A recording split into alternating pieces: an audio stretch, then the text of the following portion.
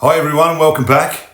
Look, you think all of what we're seeing today just started maybe recently. Well, it didn't. What we're watching now, what we're living through, was actually built many years ago, layer by layer, law by law, quietly, deliberately, and no one really noticed. No one paid much attention. Not because it's actually hidden, but because it's boring. Legal language, policy changes, administrative shifts, the kind of stuff that you scroll past. The news doesn't really touch it. But when you stack all of what's happened together, it tells a very clear story. So let's go back. We're not going to go back 10 years. We're not even going to go back 20. We're going to go back a bit further. I've spoken about this in another video. 1986. Most people have never even actually heard of it. But this is when things began to change. The moment Australia cut ties legally, formally, and completely from the United Kingdom. It sounds like independence, maybe freedom. But here's the question that no one actually really asks. Who was it that actually took control? Because from that moment, everything became internal in Australia. Everything became centralised and contained. No outside oversight, no external authority, just one system operating within itself. Now, the Crown, as we knew it, was no longer British. The Crown became the Australian government.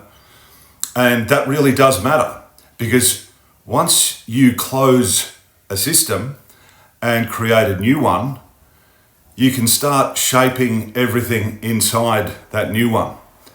You can do it slowly, you can do it quietly, and they did it very much legally. And that's exactly what happens next. But see, here's the thing, 1986 wasn't actually the beginning. It was the result. It was the final result. So we need to go back a little bit further, 13 years earlier, 1973. Now, this one sounds even more boring. It involves the Royal Style and Titles Act of 1973. Most people will hear that and maybe they'll switch off because it sounds like nothing, really. Maybe just words, just titles, just semantics, but it's not that at all, because this is where the definition actually changes. See, Australia redefined itself, and again, it did it legally, it did it formally, and it did it quietly. This is where a lot of people get mixed up and you end up with the sovereign citizens and so on.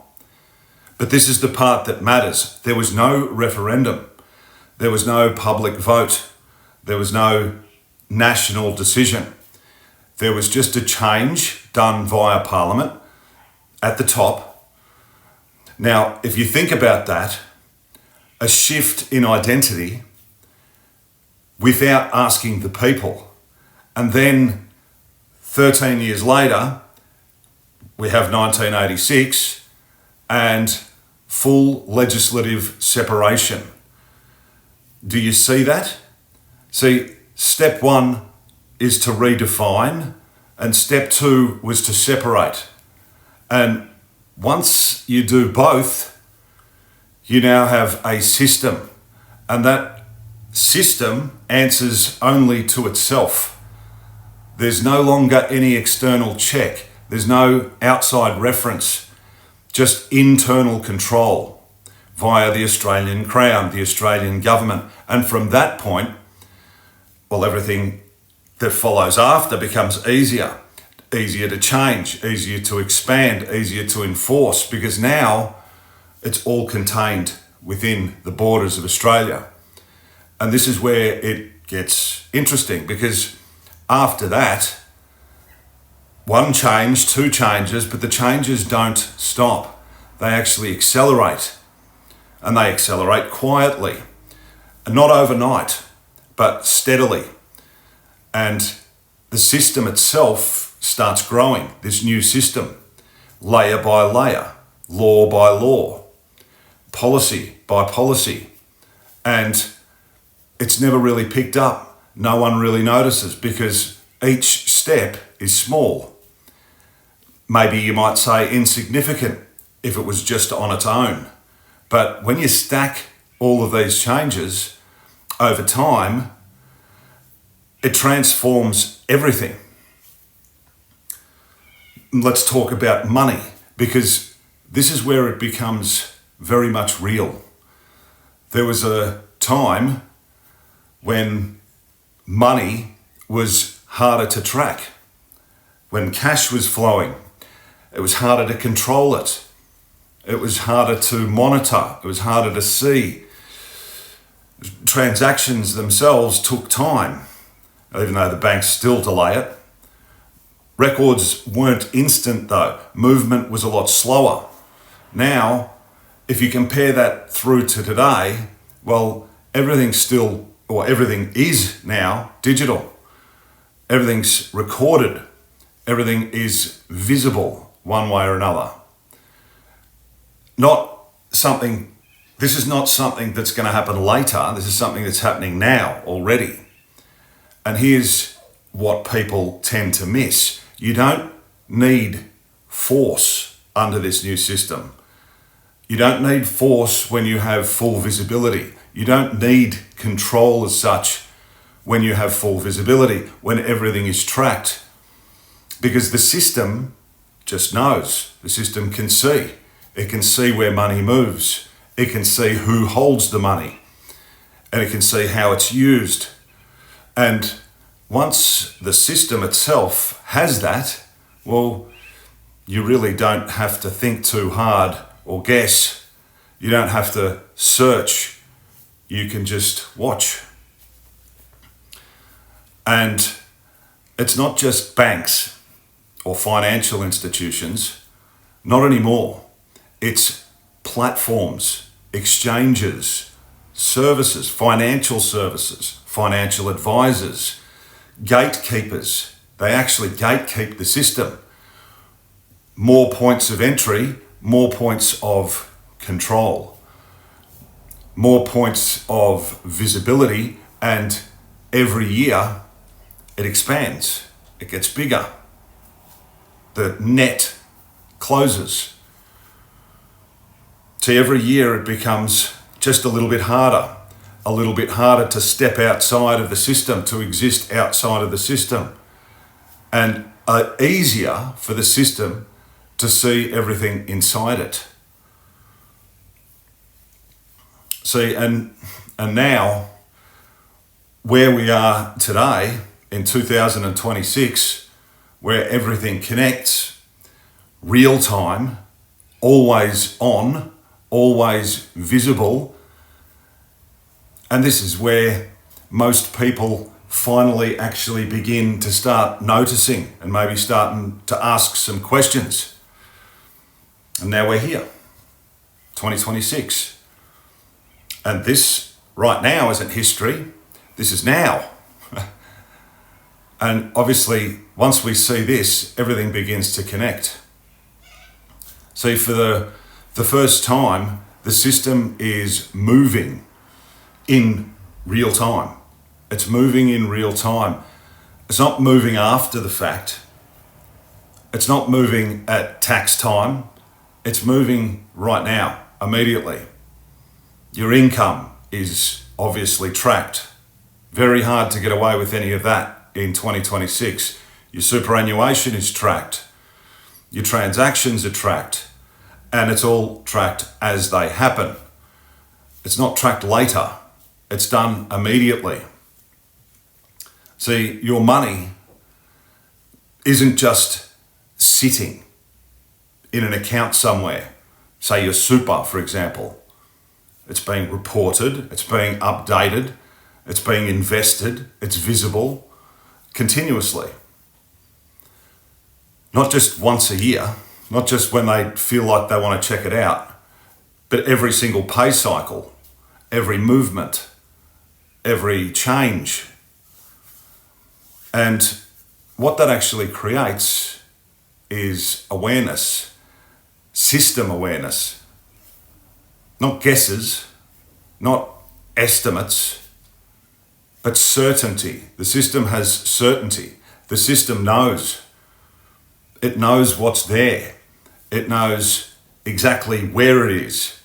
It knows how that is moving, whether it be your bank money, whether it be your superannuation money. And anything outside of the system doesn't necessarily stay outside of the system. It gets pulled in. It doesn't necessarily get banned, but the rails can be regulated.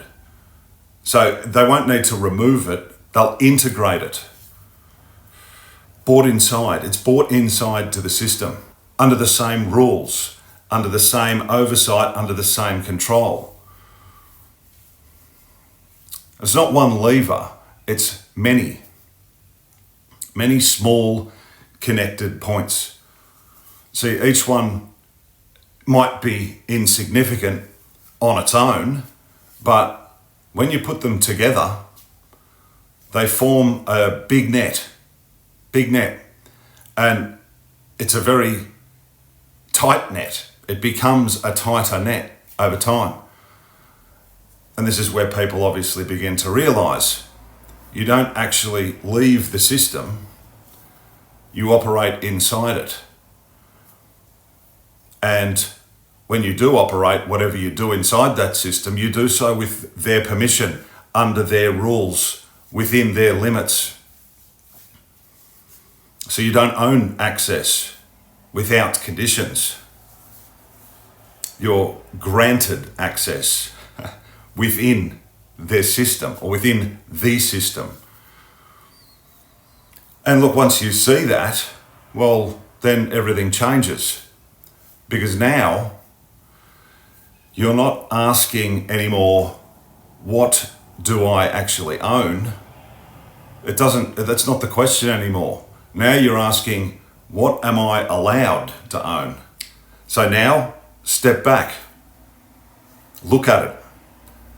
Go back and think about 1973, think about 1986, and think about now.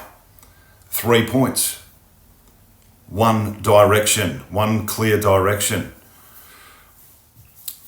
Redefine is the first. Separate, expand, and over time, well, it builds. It builds into something. And most people never question it because they don't see a system, they see a lifestyle, they see a house, they see assets, they see a job, they see a bank, or maybe a routine. See, everything feels normal, comfortable, familiar. But underneath all of that is structure of the system, rules, control. And once you see it, you can't unsee it.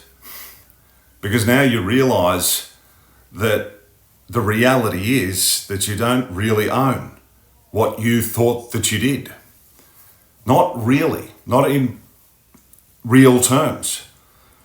You have access within the rules, within systems, within limits. And every year, those limits tighten up, just a little bit at a time, slowly, quietly, legally. No real announcement as such, no diabolical event one morning when you wake up, no warning, no moment where it all just happens. It's just progression, if you want to call it progression. It's progression of the system, one change at a time, until one day, well, you look around and then you realise you never actually left the system at all. Because the way it's been designed, you were never meant to. So the thing is, they don't need to trap you, or the system itself doesn't need to trap you. They just need you comfortable. They need you comfortable enough not to actually notice. And look, the 5-star lifestyle, but 0-star freedoms. Now look guys, in my opinion, Bitcoin is the best exit out of the system. It allows you to transact peer-to-peer with any person, anywhere in the world. It's not controlled, it's not centralized, it's not owned by any government. I personally use Stormrake when I am acquiring my Bitcoin, looking to trade or purchase. I have left a link in the description. Thanks very much for watching guys. If you found the video useful, please don't forget to like and subscribe. I'd really appreciate it. Leave a comment down in the box below. I look forward to seeing you in the next video.